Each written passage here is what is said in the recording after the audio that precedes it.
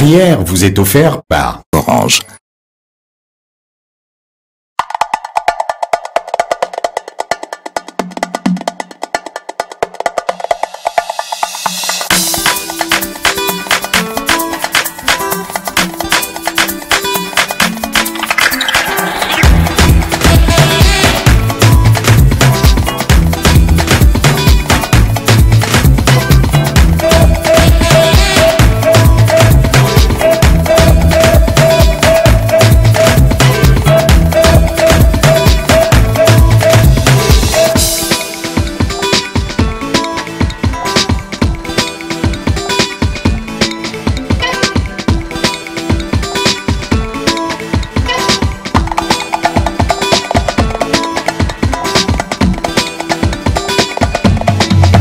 Avec le service d'argent mobile d'Orange, vous avez la maîtrise des événements au quotidien.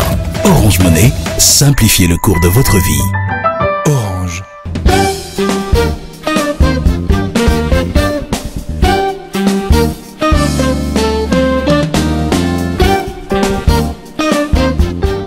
Pour vous qui voulez réussir, inspirez-vous des trajectoires présentées en Success Stories dans nos éditions de carrière. Voyez également comment des jeunes qui initient des entreprises bien pertinentes sont mis en lumière parce que nous voulons encourager l'auto-emploi. Enfin, améliorez vos attitudes en suivant les conseils et astuces de nos différents coachs. Vous l'avez compris, ce magazine revient avec comme objectif vous aider à construire votre carrière. Le sommaire bien détaillé, c'est avec Merveline Tapi.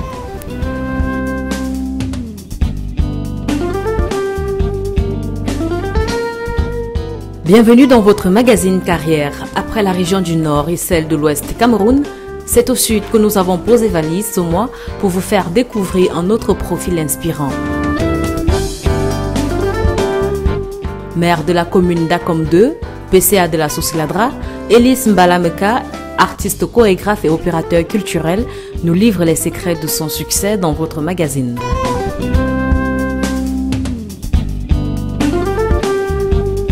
Pour un voyage en toute sécurité, nous marquons un premier arrêt à l'auto-école Planète pour des leçons de conduite responsable. Ce centre de formation souhaite ainsi contribuer à sa façon à la lutte contre les accidents de la route, véritable gangrène dans notre société. C'est à découvrir dans la rubrique Initiative. Dans la rubrique Coaching pour finir, nous verrons avec notre coach du jour comment faire une présentation persuasive. Si vous nous rejoignez à l'instant, c'était le sommaire de carrière. Installez-vous, nous commençons le développement tout de suite.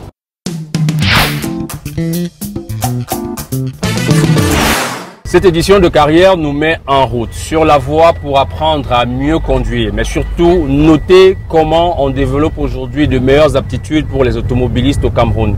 Il y a des cours en ligne, formation en ligne entendez par là, mais également des établissements qui vous offrent des simulateurs de conduite ou encore plus d'aptitudes et d'attitudes pour vous permettre d'être des conducteurs responsables, mais aussi éviter le maximum d'accidents. Nous aspirons tous à conduire et voir comment Auto-École Planète améliore sa formation est une initiative que nous avons jugée pertinente, découverte avec le conducteur en chef, Gilles Fondop.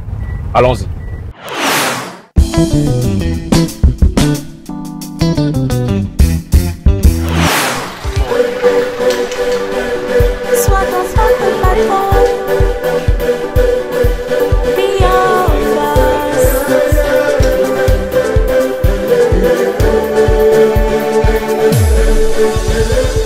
Bonjour à l'équipe de carrière. Moi, c'est Gilles Wabo-Fodo, PDG Auto-École Planète.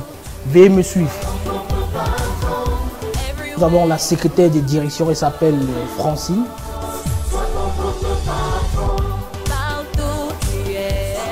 Lui, c'est Stéphane Photo. Tout ce qui concerne l'informatique, c'est lui. Jeunes sans emploi.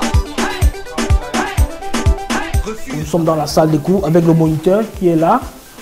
Et puis nous avons quelques élèves qui sont en train de suivre les cours. Convertis tes idées en action. De précieux dons sommaires en toi. J'ai grandi dans l'auto-école. Mon père avait l'auto-école. J'étais déjà quand même moniteur à l'auto-école européenne. De ce côté, je suis passé à directeur régional Centre, Sud et Est. Nous avons ouvert près de 10 agences d'auto-école européenne à Yaoundé, à Ibolova. J'ai décidé à ce moment de me lancer moi-même dans mes propres activités. J'ai décidé de créer Auto-École Planète, exactement en 2011. La jeunesse est le levier de ta prospérité. Profites-en, réalise ton rêve, crée ton entreprise, change ta vie. Avec la rage de réussir, vis le bonheur d'être ton propre patron. La particularité première de l'Auto-École Planète, c'est sa formation en ligne. Il s'agit tout simplement de télécharger l'application Auto-École Planète sur votre téléphone et vous avez les cours d'auto-école, les cours de conduite sur votre téléphone. Nous avons mis sur pied pour la toute première fois au Cameroun un simulateur typiquement camerounais. Je suis devenu ma promesse, c'est ce que t'as à faire, mais je serai au sommet.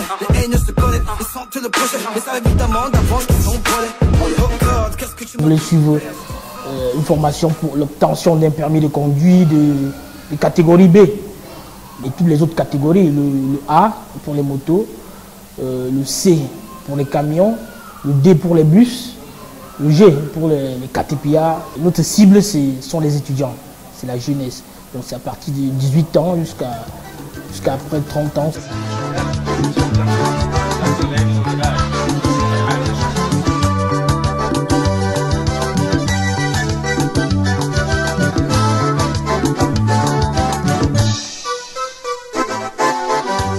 Aujourd'hui, vous allez voir les gens qui créent des accidents sur nos routes, ce sont des camions et des bus. C'est rare les petites voitures. Mais comment ces chauffeurs ont fait pour obtenir leur permis de conduire, c'est là le problème. Donc il faut obliger ces chauffeurs à faire un recyclage. C'est pour ça que nous avons mis sur pied ce qu'on appelle la formation en conduite défensive, le Smith System Driving. Ça permet à un chauffeur, en conduisant, il se contrôle et il contrôle l'autre personne. Donc avec la conduite défensive, l'objectif est d'atteindre ces 0 accident. La route est à nous pour nous aider. La route est à nous pour bien voyager. La route est à nous pour mieux communiquer entre nous et non pour nous tuer. L'Auto-École Planète compte 25 agences sur toute l'étendue du territoire national. Nous avons une centaine d'employés.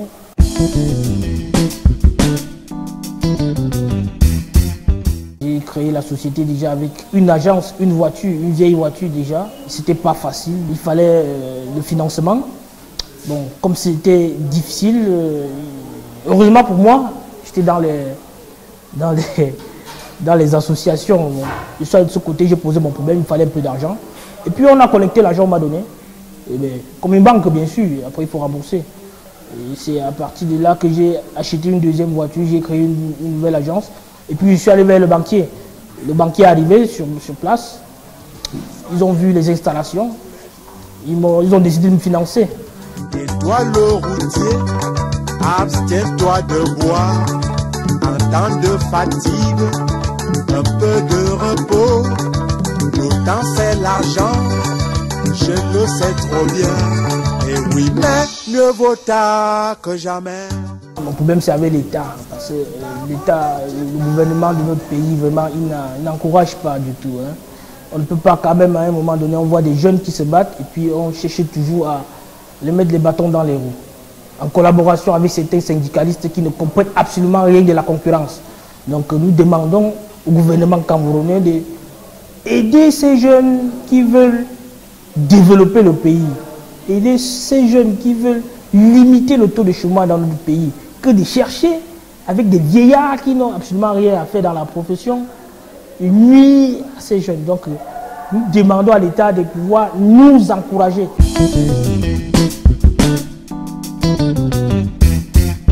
Je pense que c'est couvrir tout le Cameroun et pourquoi pas la sous-région Afrique centrale. Ce sont les objectifs à long terme, disons.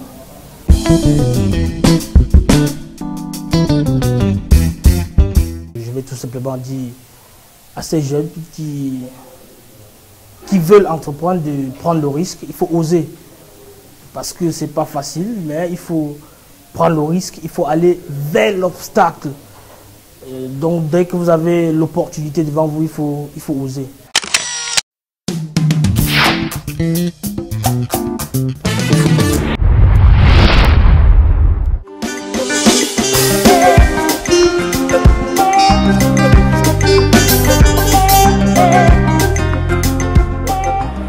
Une belle relation est faite de preuves.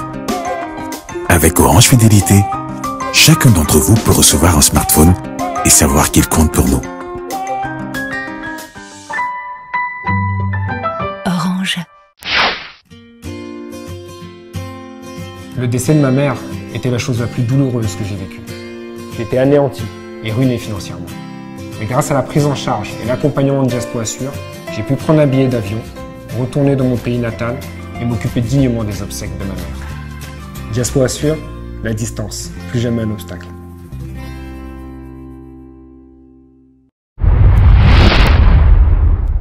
Voici le moment de faire la rencontre d'une personnalité d'exception, femme de talent, multiples talents il faut le dire, mais également leader au plan local.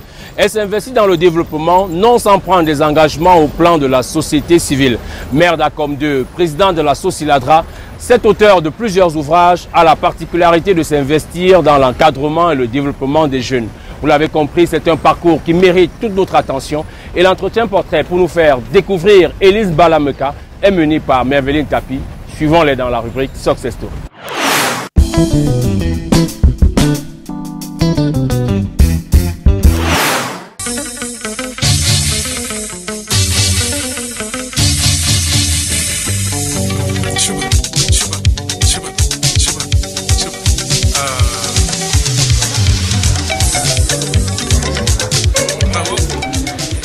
Là, nous allons lever quelques enveloppes pour encourager les jeunes gens qui ont eux-mêmes défriché un hectare pour pouvoir créer des plantations de manioc.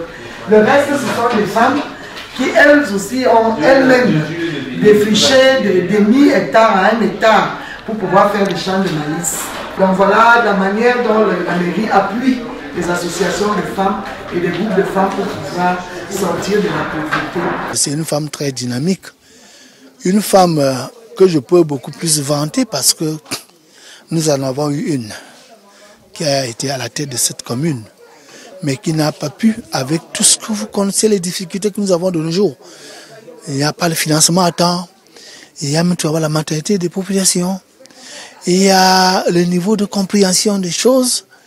Tout ceci, elle est en train de se battre de pied et de main pour pouvoir essayer d'amener un climat serein, d'amener un cadre de vie un peu plus prospère, jusqu'à ce que vraiment beaucoup témoignent aujourd'hui. Depuis que je suis élue en tant que chef de 3e degré, c'est le seul maire de la commune rurale que je trouve l'évolution, puisqu'elle nous a quand même montré le développement.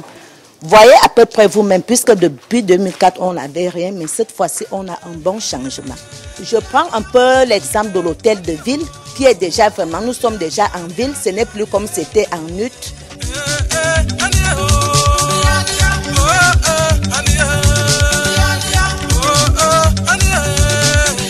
Elle est dotée d'un charisme légendaire, d'une beauté renversante et d'un caractère bien trempé. Donc vous avez décidé de placer les chaises ici. Il faut juste se dépêcher un peu. Vous savez que le préfet est toujours à l'heure. Qu'elle happe son écharpe de maire ou occupe son siège de PCA de la Sociladra, elle est avant tout une artiste au talent pluridimensionnel.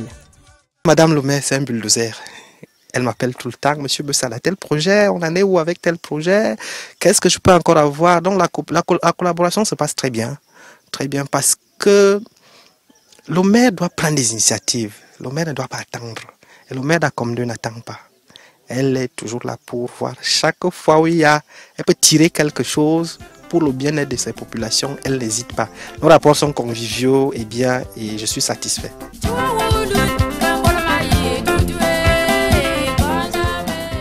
Originaire des Foulane 1, à environ 3 km d'Akom 2, Elise Mbalameka est issue d'une fratrie de 24 enfants dont elle est la 6e.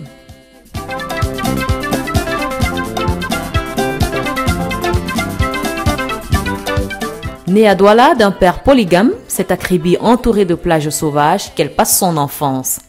Nous avons vécu principalement à Kribi. Avant ma naissance, mon père avait fait d'autres postes de travail. Il avait travaillé à Douala, à Yaoundé, puis à Sangmélima.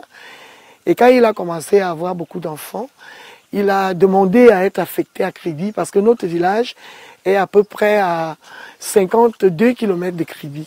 Donc il pensait que cela lui faciliterait la vie parce qu'il pouvait faire des champs au village et se faire amener de la nourriture à Kribi, mais surtout que nous soyons pas loin de notre village pour garder tout notre patrimoine culturel. À 3 ans, elle entame ses études maternelles à l'école principale de Kribi où elle obtient un CEPE.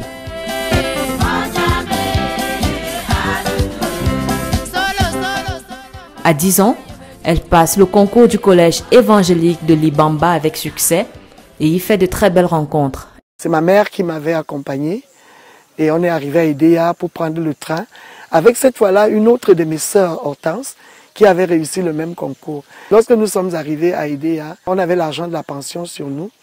Ma mère nous a bien attaché l'argent de la pension autour des reins, dans un foulard. Et elle a dit, comme c'est l'argent de votre père, je préfère que vous vous perdiez avec cet argent plutôt que de vous le faire voler. En cours de route, il y a eu un déraillement de train. Donc, j'avais même pas encore 11 ans. Je suis entré dans ma 11e année. Et comme tout enfant à ce moment-là, très inconsciente, je suis descendu du train en laissant mes bagages dans le train. Dès qu'on a dit qu'il y avait un nouveau train, allez, hop, on a sauté dans l'autre train. On est donc arrivé à Libamba, j'avais plus les bagages. Il a fallu que le car de l'école, le camion du collège évangélique de Libamba retourne à la gare où il y avait eu déraillement pour pouvoir récupérer nos affaires. Là-bas, il y avait encore des missionnaires américains il y avait Miss Avlik qui donnait des cours de piano. Et c'est là-bas que j'ai rencontré pour la première fois Daniel Ndo, qui lui venait pour faire un peu un encadrement au niveau des arts dramatiques. Donc on a passé 2 merveilleuses années là-bas.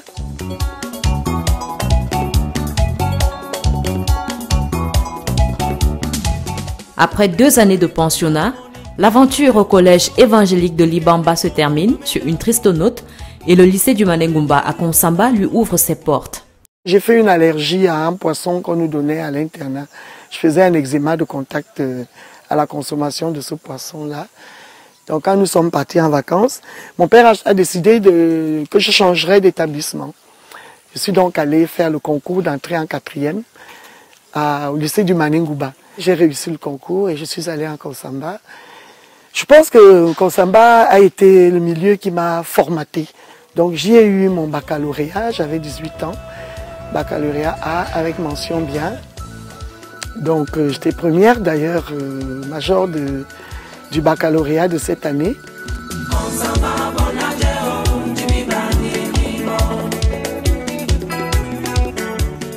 C'est donc à Konsamba que se révèle sa passion pour l'art. À ce jeune âge, elle rêve de devenir photographe professionnelle. Son choix de carrière, elle l'impose à ses parents en rapportant d'excellentes notes à la maison. Quand j'étais en terminale, le métier que je voulais faire, je voulais être photographe. Mais vous ne pouvez pas dire à un père fonctionnaire que vous voulez être photographe ou que vous voulez être actrice. Donc du coup, j'ai trouvé une façon de surfer sur tout ça qui était donc, je vous amène les diplômes avec les mentions. En contrepartie, vous me laissez faire la saltimbanque. Nous avions alors un professeur de français qui s'appelait Monsieur Ambassa. Il a sélectionné quelques élèves qui étaient un peu hardis et qui avaient une bonne diction en français pour monter une pièce de théâtre qui s'appelait Amilcar Cabral, qu'il avait écrite lui-même. Donc nous avons joué cette pièce-là dans la salle du collège Jeanne d'Arc, on l'a joué au lycée. Et c'est là que je commence réellement ma carrière sur scène. Ensuite, j'avais intégré le ballet du lycée. Et il y avait aussi Madame Jacqueline Leloup, qui était un metteur en scène connu, mais qui était aussi notre professeur de français en Konsamba, qui a commencé à nous encadrer là-bas.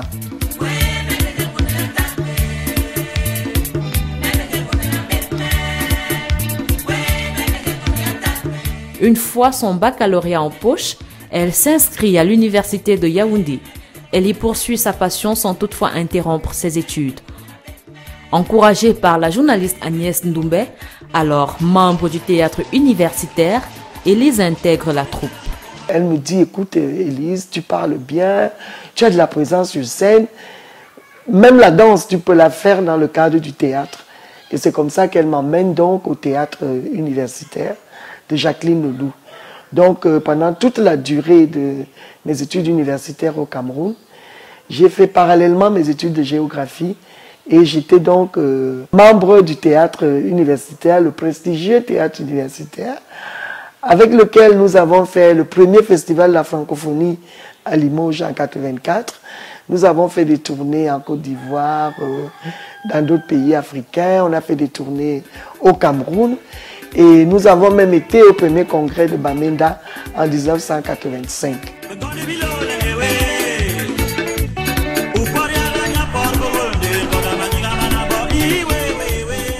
Le regard du roi, Gueido ou encore Le Testament du chien, des pièces dans lesquelles elle a joué en compagnie de Madame Leloup. Parallèlement, elle obtient son DEA en géographie et prépare une thèse de doctorat avant de s'envoler pour Bordeaux en France. Déjà ici au Cameroun, en dehors de Madame Leloup, on avait aussi Pascal Zonzi, qui est un Congolais, un très très grand comédien congolais. Et à Paris, j'ai fait la connaissance de Daniel Mesguich, qui est également un grand metteur en scène, donc j'ai fait des stages avec lui. Après mes études, je rentre au Cameroun. Mon premier poste de travail, c'est au lycée Jos. Et naturellement, dès que je suis arrivé, j'ai créé une petite compagnie de théâtre au sein du lycée. Là, nous avons monté une pièce, on a joué au Centre culturel français et également au lycée Jos. Après, je suis revenu à Yaoundé, au lycée bilingue. Là aussi, j'ai créé une compagnie de théâtre. Ça correspond avec le début des années 90. Mais j'avais toujours gardé mon passé de danseuse. Hein. Madame Leloup nous mettait beaucoup de danse dans ses pièces de théâtre. Et lorsque je viens donc au lycée bilingue au début des années 90, c'est l'avènement de la danse contemporaine en Afrique. Donc j'ai saisi l'opportunité de la danse contemporaine. Et peut-être pour finir avec les études, en 2002, je me dis donc j'ai beaucoup travaillé en culture, il faut que j'ai un diplôme en culture. Je rentre encore en France, à l'université d'Avignon et des pays du Vaucluse. Et là, je fais un 2SS en stratégie de développement culturel. Option, conception et gestion des arts. J'ai fait ça en 2002 et je suis revenu donc en 2003.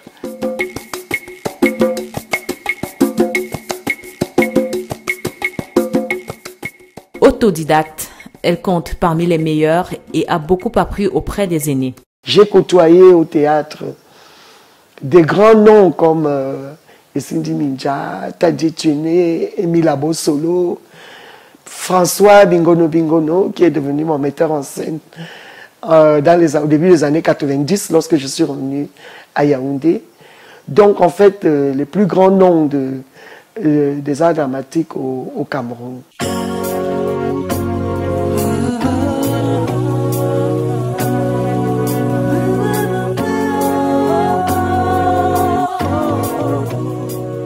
Dans la foulée, elle fait la rencontre d'Alphonse Thierrou, chorégraphe ivoirien, qui était de passage au Cameroun après avoir codifié la danse africaine. Il avait trouvé des positions en danse africaine, comme les positions de la danse classique, mais en danse africaine. Et il fera donc une tournée en Afrique pour répertorier les compagnies de danse contemporaine, mais surtout diffuser la technique qu'il avait mise au point. À ce moment-là, non seulement je travaille au lycée bilingue, mais j'aide ma soeur aînée, à gérer un institut de beauté qui s'appelle Kingjo.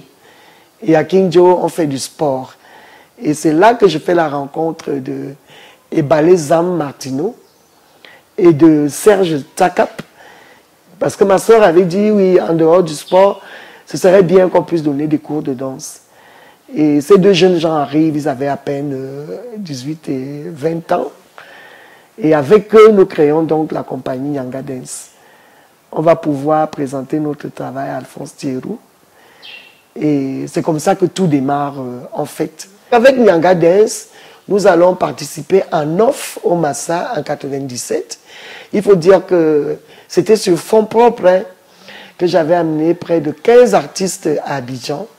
Nous avons participé à la partie off du Massa et nous avons eu un succès fou parce que j'avais vraiment de très bons danseurs. En 1999, nous serons dans la sélection officielle et avec la danse, tout part vraiment de là. Sans compter qu'en 1997, on avait gagné l'Épi d'or de la danse contemporaine au Cameroun. Donc nous allons partir à Madagascar en 1999 et nous serons prix spécial du jury aux rencontres chorégraphiques de l'Afrique et de l'océan Indien. Ça va nous ouvrir notre carrière sur le monde. Mais en même temps, je vais être fragilisé. Un point de non-retour, un point c'est tout. Je ne me retourne pas. Elle perd une bonne partie de ses chorégraphes au gré des voyages. De retour au terroir, elle reconstruit sa compagnie. Je reviens seule au Cameroun. Et je suis déjà connu comme opérateur culturel de la danse, dirigeant une grande compagnie. Et j'ai plus de danseurs professionnels. Tout le monde a décidé de tenter l'aventure européenne. Les journaux sont durs avec moi, donc les titres, je m'en souviens encore. Et je réunis donc les danseurs que j'avais laissés et puis je leur dis, écoutez, voilà, vos aînés sont partis. Après tout, moi je suis enseignante, hein, je suis fonctionnaire du MINESEC, toujours en poste. Je vais partir, je laisse tout tomber parce que la déception est trop grande. Puis je me souviendrai toujours, ceux qui étaient là, on dit, oui, mais comme ils m'appellent Nani, mais Nani, nous on n'est pas responsables, nous on n'a rien fait. Pendant que tu n'étais pas là, nous avons continué à travailler, à répéter, nous sommes prêts. Ils sont partis, on peut continuer la danse. Ils nous ont donné le virus de la danse, tu nous l'as inculqué, on a travaillé, on a fait tout ce que tu nous as demandé de faire en ton absence, ce n'est pas de notre faute. Et là, j'ai une amie, Valérie Foin, qui travaille à l'Institut français, qui a vécu cette aventure, ce mauvais passage avec moi à Paris. Et c'est elle qui me dit, écoute Élise, fais un festival. Parce que si tu t'attaches juste à une compagnie, tu ne peux pas forcer les gens à avoir les mêmes rêves, les mêmes projets que toi. Nous, maintenant, à Afrique en création et à l'Institut français, nous encourageons beaucoup la danse contemporaine africaine. Tu as de l'expérience, tu as des danseurs. Lance-toi dans l'aventure d'une plateforme de diffusion. Je voudrais dire qu'avant cela, j'étais directrice artistique d'Hérétique, les rencontres théâtrales internationales du Cameroun, qui avait été mise au point par le grand Ambroise Mbia. Il m'avait donc fait l'honneur de me désigner son directeur artistique. Et j'avais déjà commencé à introduire la danse contemporaine dans l'Hérétique. Et Ambroise m'avait dit, ah non, moi je fais un festival de théâtre. La danse, tu n'as qu'à t'en occuper. Voilà comment je quitte Ambroise et que je mets donc au point Abo Kigoma. Je déclare ouverte la 6e édition du Festival international de danse et de percussion Abo Kigoma.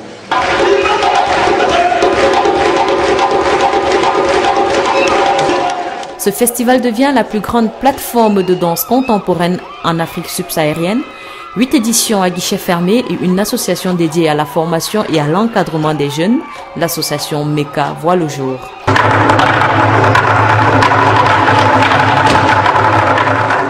Alors que tout semble aller pour le mieux, elle est frappée d'un grand malheur. J'ai d'abord dû créer l'association MECA qui s'occupait donc de la formation, de la diffusion avec Abo Kigoma, la formation avec tous les ateliers que nous faisions. la création avec la compagnie Phoenix, parce que des cendres de Nyanga Dance va naître la compagnie Phoenix. Donc, l'association MECA avait 3 volets, un volet formation. Nous faisons la création avec la compagnie Phoenix et nous faisons la diffusion avec Abo Kingoma. Donc, la dernière édition a eu lieu en 2014. En 2016, alors que j'étais en pleine préparation du festival, j'ai perdu ma mère. Pour moi, ça a été un coup terrible.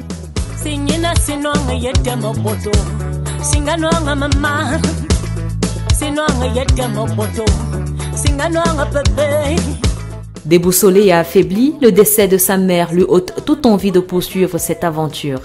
Après la traversée du désert, elle essaye tant bien que mal de reprendre du poil de la bête.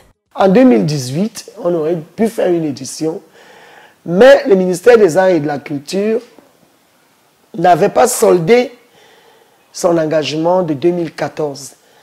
Vous savez, c'est très difficile dans ces cas-là de relancer un événement. Et entre-temps, je suis devenue mère. J'ai pensé qu'il fallait encore élargir davantage mes horizons culturels, en faire profiter encore au maximum de Camerounais.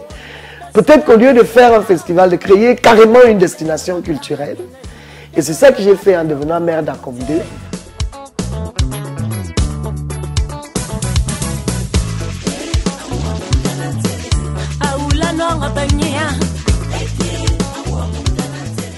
Elle annonce le grand retour du festival Abo Kingoma pour 2020, mais en attendant, cette artiste polyvalente, auteure de Le jour où il m'a dit je t'aime, il était trop tard, et D'une nuit dans le Sosongo, prépare la sortie de son 3e roman. J'étais l'autre jour à un événement un peu triste, et j'ai rencontré là-bas une amie de très très longue date, une charmante personne avec qui j'étais à l'université. Et quand elle m'a vue, elle s'est écriée « Ah non, Élise, tu ne vas pas nous faire ça, il ne faut pas que la mairie te prenne tout ton temps. » Et le 3e roman, on a fini de lire les 2 autres. N'oublie pas que c'est la culture qui t'a amené à la mairie, alors s'il te plaît, on voudrait ce roman. Ah, ça fait un gros déclic dans ma tête, je me suis dit « Oh là là ». Effectivement, depuis 2013, j'ai frustré mon lectorat, mon public de mes spectacles et de mes parutions. Du coup, quand je suis arrivé, j'ai rouvert l'ordinateur. J'avais écrit depuis 1 an à peu près une 30aine de pages. Là, j'ai commencé, je suis à peu près à une centaine, donc presque à la fin. Et c'est là aussi que j'ai décidé de commencer à créer. Donc, je suis sur un projet de création. C'est une chorégraphie d'elle qui s'apprête désormais à passer la main à la nouvelle génération. Les danseurs que j'ai formés et les chorégraphes maintiennent la flamme de la compagnie Phoenix. Il y a Bertrand, il y a Alain Alaka, il y a Sylviane et Fouba qui continuent et travaillent tous les jours sur le plateau en bas. C'est eux qui forment maintenant les autres danseurs, c'est eux qui montent les chorégraphies, qui diffusent des spectacles dont la compagnie existe toujours. Et je crois aussi que dans une carrière, il faut savoir passer la main un peu aux jeunes que l'on a formés. Vous savez, à Abo Kingoma, j'ai accueilli pratiquement tout ce que le Cameroun compte comme grands chorégraphes et qui habitent à l'étranger, les grands chorégraphes de la diaspora. Ici, même au Cameroun, j'ai formé des danseurs sur lesquels on peut compter. Et d'ailleurs, Bertrand Moada, dans une création complètement personnelle, a gagné la médaille d'or, la première médaille d'or en danse contemporaine du Cameroun. Dans le volet formation, nous avons organisé au moins une 15aine d'ateliers ici et nous avons même fait un atelier sur les films de danse.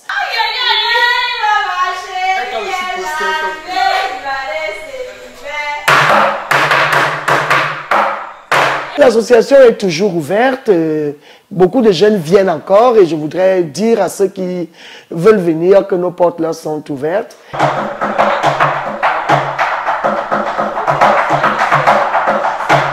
Et je voudrais également souligner que c'est cette riche carrière en danse et un théâtre en fait qui a justifié mon entrée à la Sosiladra.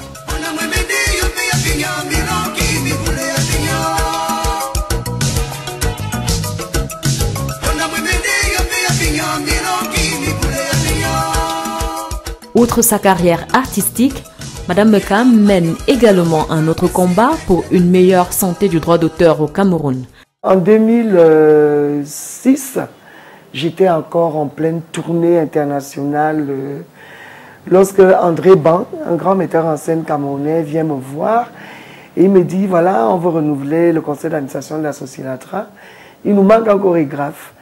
Et comme tu es un chorégraphe bien connu, est-ce que tu veux te joindre à nous? Et donc, j'ai rejoint leur liste. Donc, j'ai d'abord été administrateur de la Sosiladra du professeur Hubert Mononzana. Et puis, les choses se sont mal passées parce que les 2/3 des administrateurs ont dissous le conseil d'administration et convoqué une assemblée extraordinaire élective. Et c'est à la faveur de cette assemblée, alors que je ne m'y attendais pas du tout, lorsque la liste était prête, que Elandi, mon actuel vice-président, me dit, bon écoute, on a déjà essayé des présidents hommes, peut-être que si on essayait une femme, je dis, ah, c'est pas mal, c'est bien d'essayer une femme. Et je dis, bah, c'est qui? Il me dit, bah, pourquoi pas toi?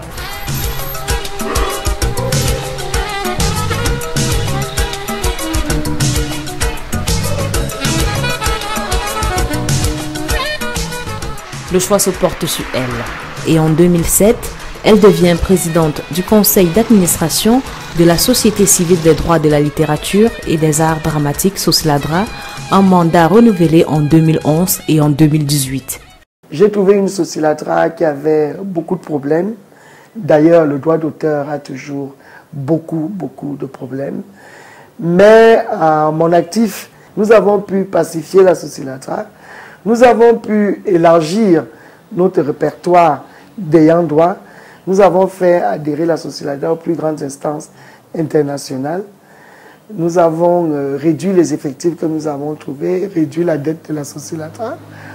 Mais le droit d'auteur, d'une manière générale au Cameroun, reste encore confronté à d'énormes problèmes. La réponse la plus facile, c'est qu'il faut que les gens qui utilisent les œuvres artistiques de nos différents répertoires, y compris l'État, passent au guichet pour payer. Mais vous savez qu'au Cameroun, personne ne va à un guichet en souriant. Hein. Les gens se font même couper l'électricité chez eux, alors que l'électricité est indispensable à leur vie, à plus forte raison le droit d'auteur. Je veux dire aussi que nous sommes nous-mêmes aussi victimes de notre propre turpitude. Parce que tous les problèmes qu'il y a dans le droit d'auteur, notamment dans l'art musical, rejaillissent inéluctablement sur les autres corporations. Et comme nos destins sont plus ou moins liés, la vague qui commence dans l'art musical se termine par un tsunami dans le reste des corporations. Comment solutionner le problème? D'abord, il faudrait que les artistes puissent avoir d'autres guichets qui leur apportent des revenus.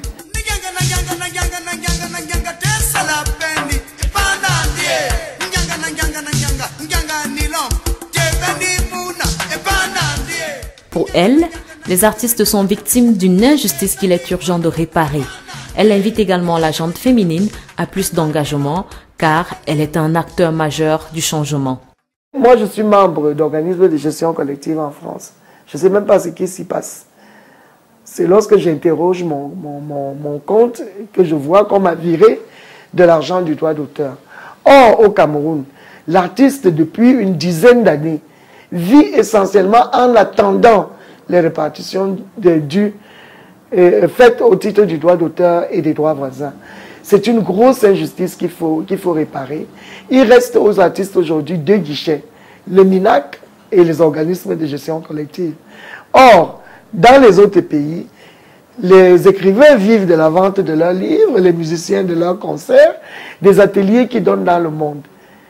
Pourquoi le Cameroun? Parce que le Cameroun est miné par la piraterie, parce que les Camerounais eux-mêmes ne consomment pas leur propre culture. Donc nous ne contribuons pas à faire vivre nos artistes. Il y a encore beaucoup de préjugés par rapport aux artistes. on reconnaît et on admire les plus grands et on traite tous les autres qui sont en évolution. Ceux qui priment encore à trouver du succès, on les traite encore comme des ratés. Les femmes sont les rares personnes qui consomment la culture camerounaise. C'est encore bien nous qui portons tout le temps le kaba, qui cuisinons des plats camerounais et même qui allons au concert et au spectacle. Non, je pense que d'abord, ce n'est pas normal que dans une démocratie, la majorité de la population soit laissée en dehors des instances de décision. C'est ce que je défends au niveau de la mairie. Nous sommes plus de 51% de femmes au Cameroun, mais à peine 8% à la tête des mairies. C'est aussi une injustice qu'il faut réparer. Au niveau des directeurs généraux, des ministres, à l'Assemblée nationale, nous avons le pourcentage qu'on demandait dans les OMD. Au Sénat, on avance. Mais je reste convaincu que si les femmes étaient associées aux instances, les plus hautes instances de décision, et c'est ce que le président de la République est en train de faire, nous l'avons entendu dans tous ces derniers discours, la promotion du genre, la promotion des jeunes. Il a même été jusqu'à prononcer un mot qui jusque-là était tabou. C'est bien lui-même qui a parlé de parité. Donc je pense que dans ce pays, quel que soit le domaine où on se trouve, s'il y a plus de femmes, si les femmes sont plus impliquées, les choses iraient mieux.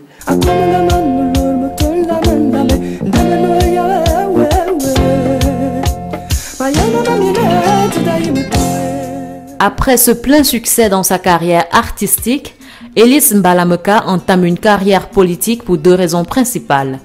Rendre à sa patrie ce qu'elle lui a donné, mais surtout faire d'Akom 2 une destination culturelle. J'estimais que la réussite que j'avais eue dans ma carrière artistique me venait d'Akom 2. Il était donc normal qu'après avoir fait cette brillante carrière internationale dans l'art, que je puisse rendre à ce terroir ce que ce terroir m'avait donné.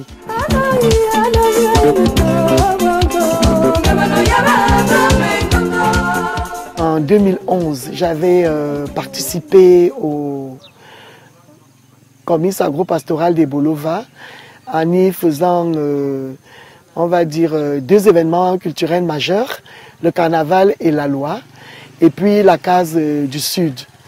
J'avais donc voulu vendre ce projet-là à une ville, mais je n'ai pas pu le vendre.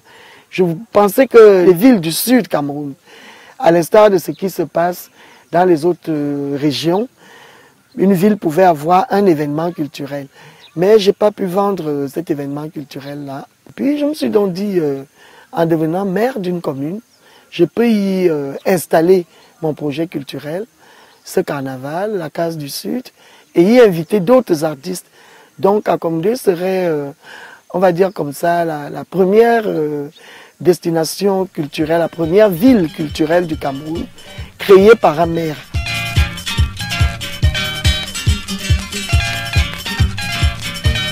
Le compte administratif de cette commune créée en 1962 est de 60 millions de francs CFA au moment où elle prend les commandes. Alors, il faut se mettre au travail. On a commencé donc par avoir quand même un bip assez substantiel en 2014. Nous avons pu avoir auprès du FECOM un crédit pour refaire la réhabilitation de l'hôtel de ville, comme vous avez derrière moi, qui était vraiment dans un état lamentable.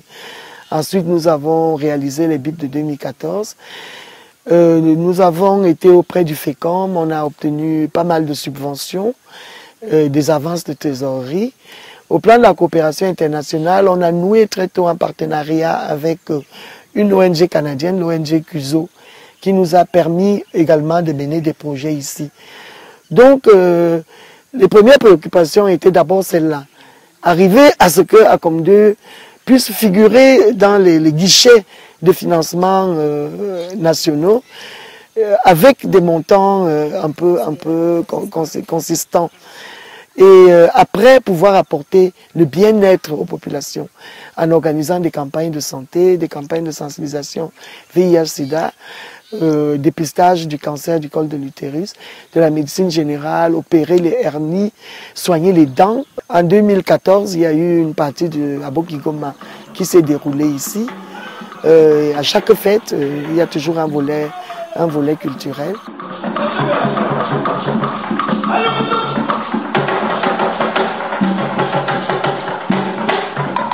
Au cœur de ces activités culturelles, l'Umbol, danse typique de cette localité. Il y a Akomde Ball Band. C'est une élite d'Akomde, un natif d'Akomde, M. Nisli Kissinger. Parce que le bol ici chez nous, c'est vraiment la danse. C'est notre danse, une de nos danses traditionnelles les plus prisées. Donc lui, il a produit un CD avec un jeune qui est un accordéoniste de renom. Et lorsqu'il s'est agi donc de créer des chorégraphies, ils ont fait appel naturellement à moi comme chorégraphe. Donc j'ai travaillé avec les danseurs d'Akomde Ball Band pour créer des chorégraphies qui ont été présentées au FENAC et aussi au FESMUDA. Et aujourd'hui, cette compagnie est invitée également à gauche, à droite, pour présenter les spectacles de bol. Les prochains chantiers sont le stade de football. Nous avons déjà eu une subvention pour créer ici une aire de jeu pluridisciplinaire. Vous avez pu remarquer qu'il n'y a pas une tribune de manifestation officielle à Akomde. Donc il y a la tribune de manifestation officielle. Le FECOM nous a également donné un crédit pour construire cette tribune de manifestation officielle. Après, il y a l'école publique. Nous avons obtenu, toujours du FECOM, la construction de 2 blocs, le groupe 1 et le groupe 2 de l'école publique d'Akomde. Au total, 12 salles de classe, 2 blocs administratifs, 2 adductions d'eau, avec éclairage de ces 2 écoles-là. Il y a le projet d'adduction d'eau potable d'Akomde, un projet de plus de 700 millions de francs, qui est également en cours de réalisation. Il y a tous les BIP de 2019, d'un montant de plus de 200 millions, avec la dotation spéciale de 100 millions qui a été donnée par les Minglevel, mais qui en fait est traduite en projet.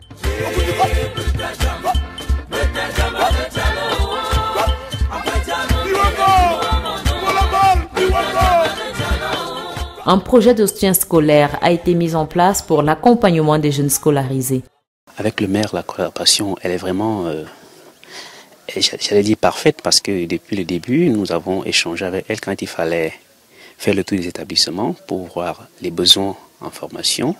Lorsque nous avons accueilli les élèves ici pendant le mois de décembre, une quinzaine, elle nous a accompagnés dans l'hébergement et dans le transport et nous a offert un bureau où nous installions pour tous nos besoins. Et pour la promotion, il nous a présenté également certaines élites que nous ne connaissions pas. Et jusqu'à présent, nous espérons que ça va continuer dans ce sens.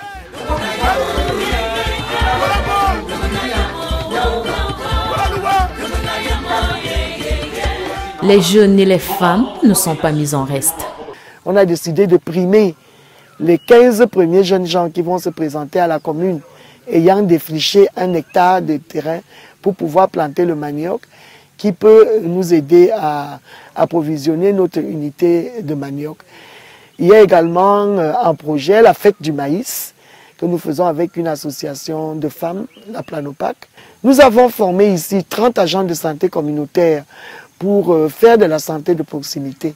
Ces agents de santé communautaire-là sont également un chantier que nous sommes en train de consolider avec le ministère de la Santé pour pouvoir les utiliser davantage. Ce ne sont pas des infirmiers, ce ne sont pas des médecins, mais ils ont des outils pour pouvoir faire détecter le paludisme, les petites diarrhées, mais surtout encourager les gens à aller vers les centres de santé.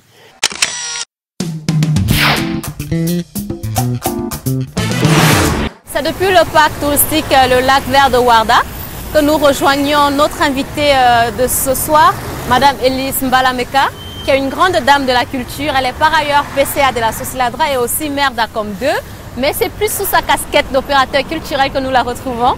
Et nous allons parler, Madame Elise Mbala, de la santé artistique du Cameroun. Comment se porte le Cameroun sur le plan culturel et artistique en ce jour? On va dire que sur le plan de la création, le Cameroun se porte bien. Les artistes camerounais, malgré la difficulté, continuent de créer. Nous avons de belles œuvres chorégraphiques, de belles sculptures, de beaux tableaux, de belles musiques, de belles compositions musicales. Et enfin, il y a l'épineuse question du droit d'auteur qui, jusqu'à présent, n'est pas encore réglée.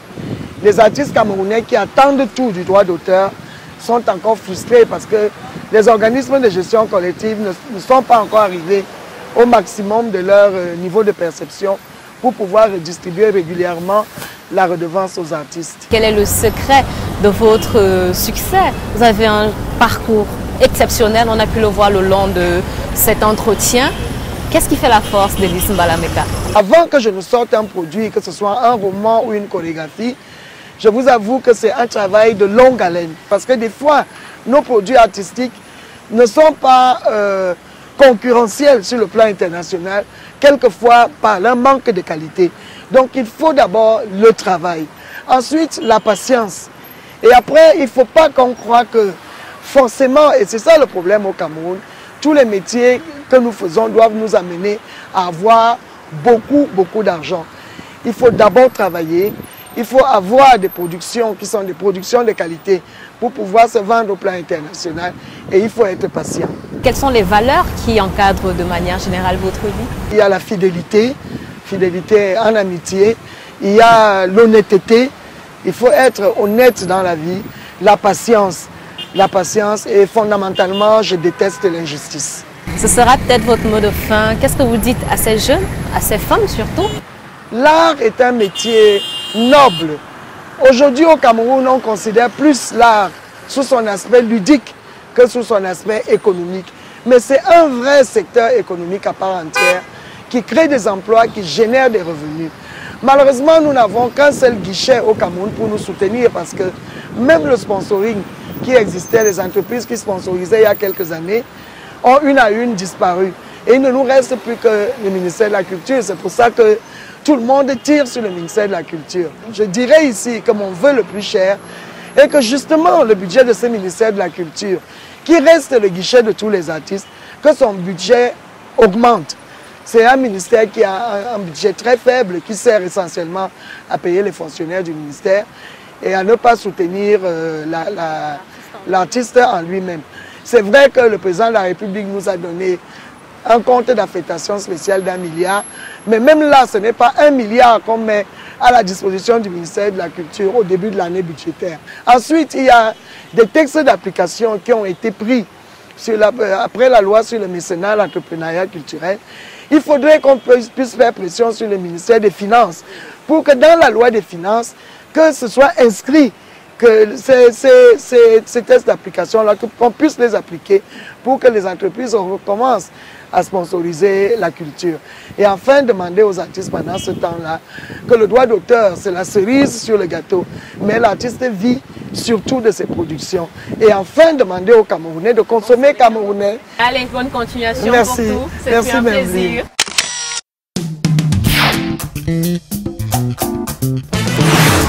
Pour sortir de cette édition, prenez d'autres aptitudes de celle-ci en matière de persuasion. 3 piliers essentiels, le vocal, le verbal, le visuel. C'est ce que nous dit Brice Kamgang. Il est coach en développement personnel. Voici ses conseils dans la rubrique coaching de cette édition de carrière.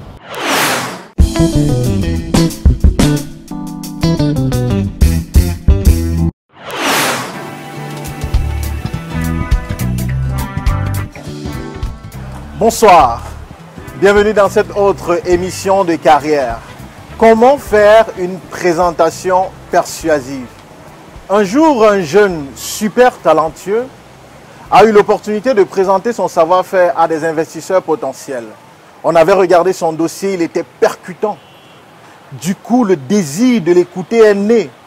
Et donc, l'opportunité lui a été offerte. Il est arrivé à la présentation, il est monté sur scène. Il a fait sa présentation. Il a parlé des caractéristiques de son projet. Il a parlé des avantages de son projet. Il a parlé de tous les aspects techniques et puissants de ce projet.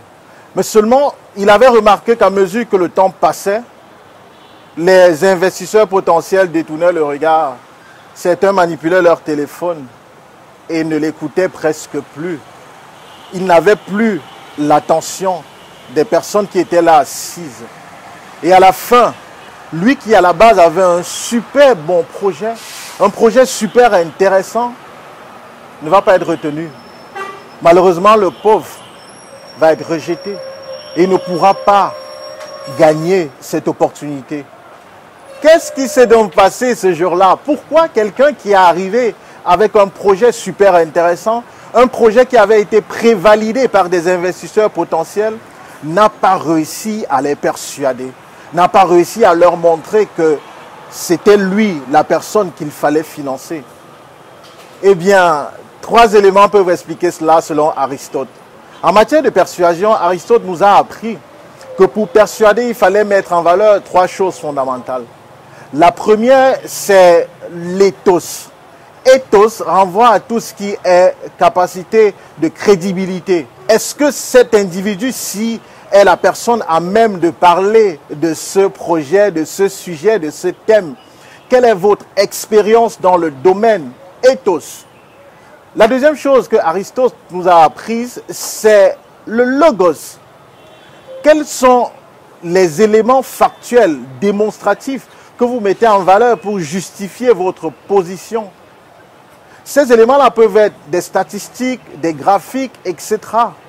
Et la troisième chose que Aristote nous a apprise, c'est la partie pathos, qui est la partie émotive et la partie, de mon point de vue, la plus importante. Parce qu'à la fin de la journée, ce sont les émotions qui influent sur notre prise de décision. Et donc, à ce niveau, il faut être capable de parler de façon imagée. Il faut être capable de raconter une histoire. Un peu comme l'histoire de ce jeune qui avait fait sa présentation et qui n'avait pas été retenu. Il faut être capable de prendre des anecdotes pour parler un langage imagé qui fait appel au sens et permet donc de générer les émotions derrière qui seront favorables à une persuasion. Ce jeune n'avait pas su combiner ces 3 éléments. L'autre chose, c'est qu'il faut comprendre que les 3 éléments que nous donne Aristote doivent s'appuyer sur 3 piliers fondamentaux en matière de prise de parole en public. Pourquoi à un moment donné, les investisseurs ont-ils détourné le regard? Peut-être parce que son verbal, qui est le premier élément et qui pèse 7% dans le cadre d'une communication orale, était relativement léger. Peut-être qu'il ne savait pas utiliser les transitions pour passer d'une idée à une autre, d'une phase à une autre. Peut-être qu'il n'utilisait pas les triades, peut-être qu'il n'utilisait pas les figures de style. L'autre pilier, le deuxième pilier, c'est le vocal. Peut-être que sa voix était monotone. Peut-être qu'il ne variait pas assez sa voix. Peut-être que son débit était constant. Il ne variait pas de débit. Peut-être qu'il ne faisait pas assez de pause, de silence.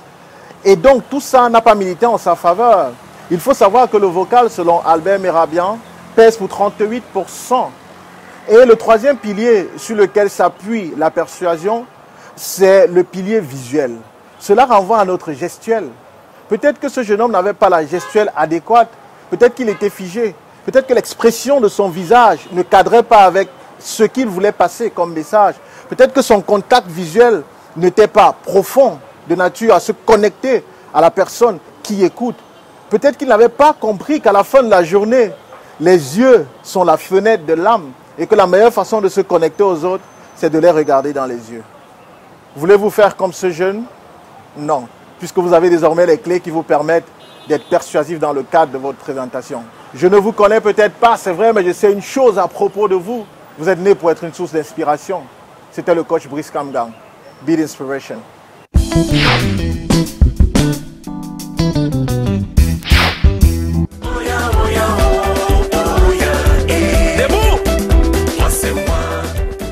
L'entreprise de télécommunications Orange Cameroun poursuit son engagement à soutenir la mutation numérique des universités d'État du Cameroun.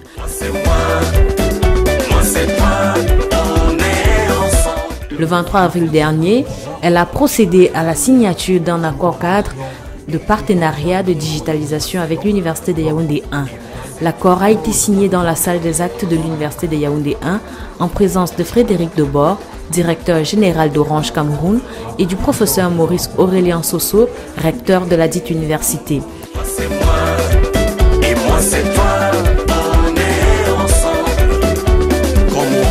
L'opérateur de téléphonie mobile apporte ainsi une solution innovante relative aux divers besoins en connectivité des institutions universitaires camerounaises.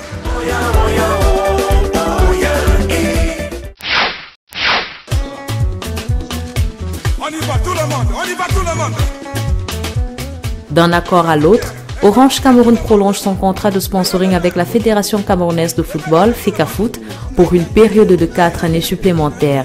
C'était le 9 mai dernier au Hilton Hotel de Yaoundé.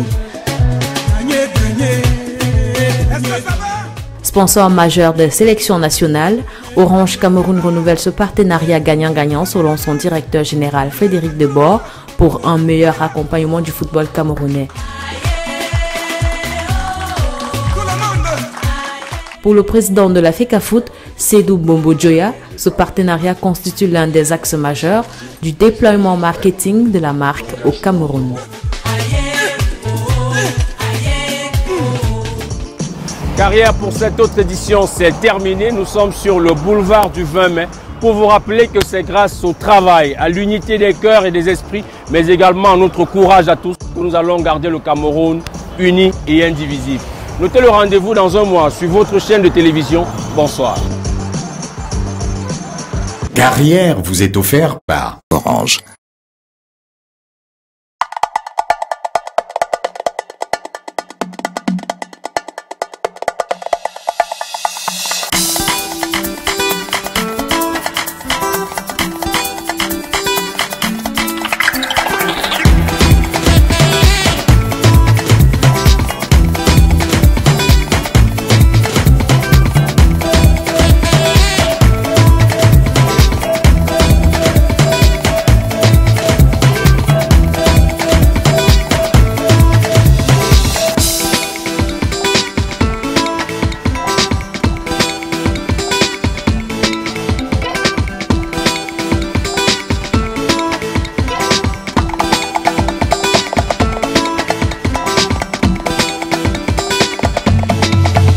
Avec le service d'argent mobile d'Orange, vous avez la maîtrise des événements au quotidien.